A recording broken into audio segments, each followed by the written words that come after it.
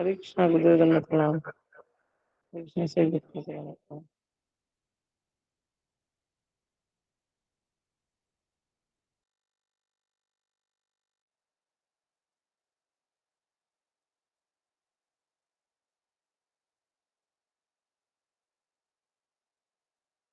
Okay. हरे कृष्णा कृष्ण कृष्ण हरे हरे, हरे राम हरे कृष्णा गुरु जी दंडवत हरे प्रणाम। कृष्णा गुरु जी दंडवत प्रणाम। हरे कृष्णा गुरु जी दंडवत प्रणाम। हरे कृष्णा गुरु जी आपके चरणों में दंडवत हरे प्रणाम। कृष्णा गुरु जी सभी दंडवत भक्तों के चरणों में सभी भक्तों के दंडवत हरे प्रणाम। हरे कृष्णा गुरु जी दंडवत प्रणाम। कृष्णा सभी भक्तों के चरणों में दंडवत प्रणाम। आपके चरणों में कोटि कोटि प्रणाम। हरे कृष्णा गुरु जी हरे दंडवत कृष्णा प्रणाम। सकल कोटि कोटि भगवान का प्रणाम। दंडवत प्रणाम। सकल माता जी का दंडवत प्रणाम। सकल प्रभु जी का दंडवत प्रणाम। अनंत कोटि वैष्णव का दंडवत प्रणाम। स्वागत भक्त बिंदु का दंडवत प्रणाम। हरे कृष्णा गुरु जी हरे प्रणाम। कृष्णा हरे कृष्णा गुरु जी दंडवत प्रणाम। हरे कृष्णा गुरु जी दंडवत प्रणाम। हरे कृष्णा सत्य हरे कृष्ण। ओके। ओम अज्ञानतिमिरान्धस्य ज्ञानाञ्जनशलाकया चक्षुरुन्मीलितं येन तस्मै गुरुवे नमः। जय श्री कृष्ण चैतन्य प्रभु नित्यानंद श्री अद्वैत गदाधर श्रीवासादि गौर भक्तवृंद। हरे कृष्णा गुरु जी दंडवत प्रणाम। हरे कृष्ण। हरे कृष्णा कृष्ण कृष्ण हरे हरे, हरे राम राम राम। हरे कृष्णा, सबका स्वागत है सत्र में। तो हम कल चर्चा किए थे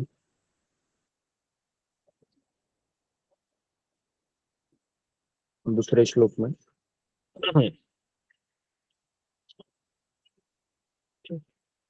चैतन्य शिष्टाष्टकम के। तो आज मैं आपको एक कहानी बताता हूँ जो कल मैंने सुनी थी किसी भक्त के द्वारा।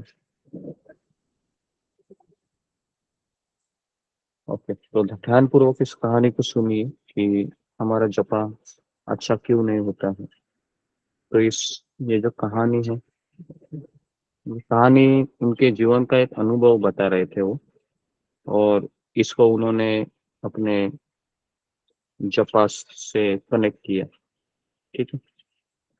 तो एक समय की बात थी, वो कह रहे थे कि मैं बेंगलोर में जॉब कर रहा था उस समय, और उनका घर दिल्ली में था। तो जब वह जॉब कर रहे थे बेंगलोर में, तो कुछ वेकेशन में उनको अपने घर जाना था दिल्ली में, छुट्टी पड़ी थी। तो कह रहे थे उनका एक फ्लाइट था बेंगलोर से दिल्ली, तो उस फ्लाइट को वो पकड़ना चाह रहे थे, लेकिन वो भक्त कह रहे थे कि निकलते निकलते मुझे बहुत देरी हो गई, और मुझे वापस 2 दिन के पश्चात, सैटरडे संडे के पश्चात वापस आना भी था। तो इसलिए मेरा जाना ये बहुत जरूरी था। और आवाज मेरा आ रहा है सबको? हरे कृष्ण। हरे जी कृष्णा। गुरु जी। गुरु जी तो कृष्णा गुरु जी दंडवत प्रणाम। तो इस तरीके से वो भक्त बता रहे थे कि मेरे पास काफी कम समय था, और केवल वो कह रहे थे कि मेरे घर से एयरपोर्ट का डिस्टेंस लगभग 10 किलोमीटर था, और वो कह रहे थे कि मेरे पास 1.5 से 2 घंटे ही थे, 2 घंटे थे बोल रहे थे, और एयरपोर्ट में रिपोर्टिंग करना पड़ता है 1.5 घंटा पहले। वो समय था, वो शाम का समय था, और बेंगलोर में शाम के समय काफी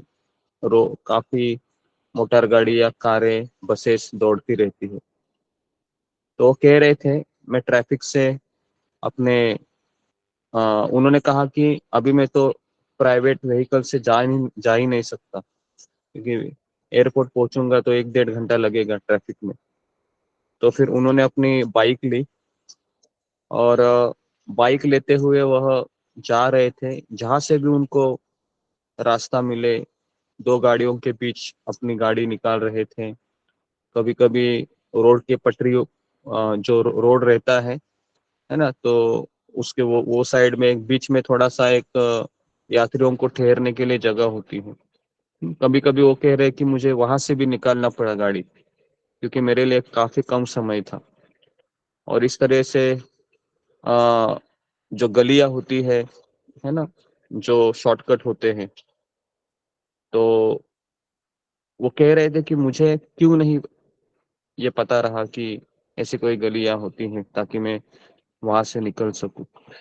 लेकिन वो भक्त कह रहे थे कैसे, तो मैं बहुत प्रयास करते करते करते करते एकदम लास्ट मोमेंट में वो कह रहे थे कि आ, मैं अंदर चला गया, है ना। और मैं आखिरी पैसेंजर था।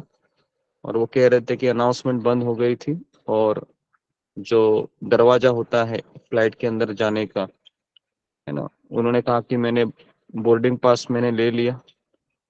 तो उसके बाद उन्होंने मुझे तुरंत अंदर जाने दिया, और वो कह रहे थे कि आप 1 मिनट भी देर हो जाते तो हम आपको नहीं लेते थे। तो उन्होंने मुझे चेतावनी दी कि आप इस तरह से अगली बार मत कीजिएगा। और उस तरह से वो भक्त कह रहे थे, मैं फ्लाइट में बैठा बैंगलोर में, और वह दिल्ली उतर गया। तो भक्त अपना अनुभव बता रहे थे कि जब मैं मेरी बाइक को चला रहा था तो मेरे मन में कोई अन्य विचार नहीं था। हालांकि जब मैं उस रास्ते से जा रहा था तो कई बिलबोर्ड थे वहां पर, कई सारे एडवर्टाइजमेंट लगी थी, कई जगह पर खाने के ठेले भी थे, है ना। कई जगह पर अलग अलग जो सुविधाएं होती है वो सारे रास्ते के दोनों तरफ थी। लेकिन वो भक्त बता रहे थे कि मेरा ध्यान बिल्कुल भी उधर नहीं गया।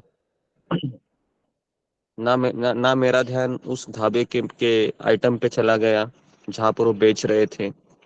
ना मेरा ध्यान जो ऊपर एडवर्टाइजमेंट लगी थी रास्ते के ऊपर, ना उधर चला गया। और वो कह रहे थे कि मेरे मन में केवल एक ही विचार था, वो था कि मुझे किसी भी तरह ये फ्लाइट पकड़नी है।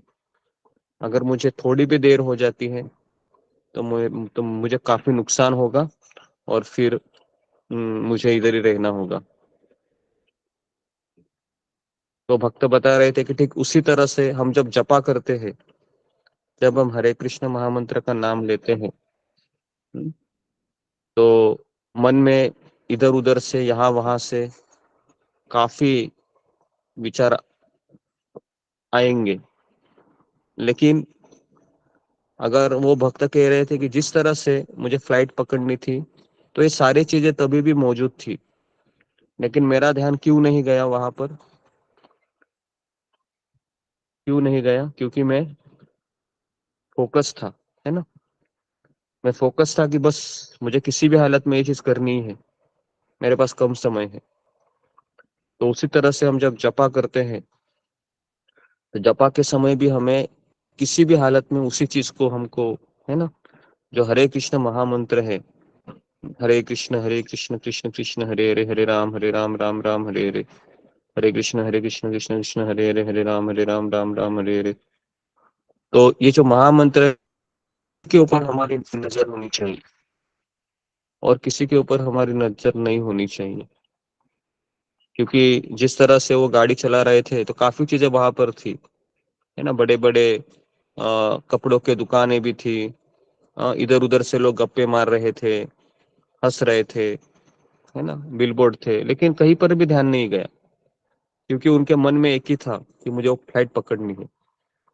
तो वैसे हम जब जपा करते हैं तो हमारे मन में एक ही विचार चाहिए, मेरा आज का जपा बहुत सुंदर होना चाहिए।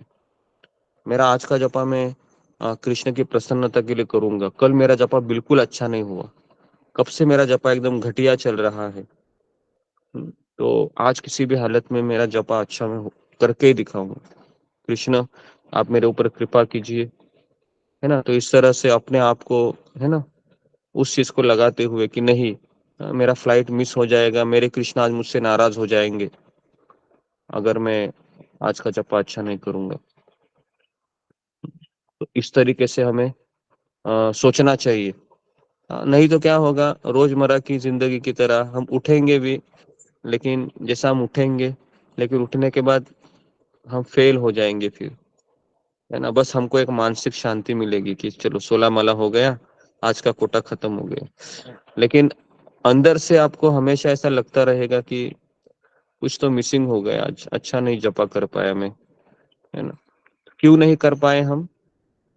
क्योंकि हम बिलबोर्ड देखते रह गए, या इधर उधर के कौन क्या बोल रहा है, किसने क्या कहा था कल रात को, किसके ऊपर कल रात को बहुत बहस हुई थी, है ना। जैसे बच्चे को अभी ब्रेकफास्ट बनाना है या कपड़े को इस्त्री मारना है, तो इन चीजों पे ध्यान रहेगा और जपा भी चलता रहेगा, तो क्या होगा फिर?